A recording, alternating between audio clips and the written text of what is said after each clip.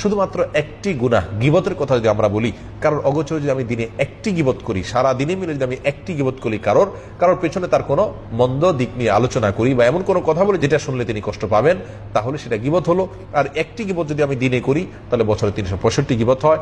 আর যদি আমি 65 বছর বেঁচে থাকি তাহলে 365কে 65 দিয়ে গুণ দিলে 23,000-এরও বেশি, 23,725টি গীবত হয়। অর্থাৎ কেমন যেন দিনে মাত্র একটি গীবত যদি আমি করি তাহলে মৃত্যুর পরে আমাকে 23,725টি মামলা মোকাবেলা করতে হবে শুধুমাত্র গীবত প্রসঙ্গে, এবং আমার আমলনামা থেকে সওয়াব দিয়ে দিয়ে পাওনাদারকে বিদায় করা হবে। আর যদি একাধিক গীবত করি তাহলে তার সংখ্যা কোথায় গিয়ে দাঁড়াবে সেটা চিন্তা করার বিষয়। সম্মানিত ভাই বন্ধুগণ, কিয়ামতের দিনে আল্লাহ সুবহানাহু ওয়া তাআলার সম্মুখে ন্যায় বিচার যেদিন প্রতিষ্ঠিত হবে, সেদিন রক্ষা পাওয়ার কোনো সুযোগ নাই, কোনো ছল ছাত্রী কাজে আসবে না, কোনো ঘুষ চলবে না, কোনো উকিলের ওকালতি চলবে না।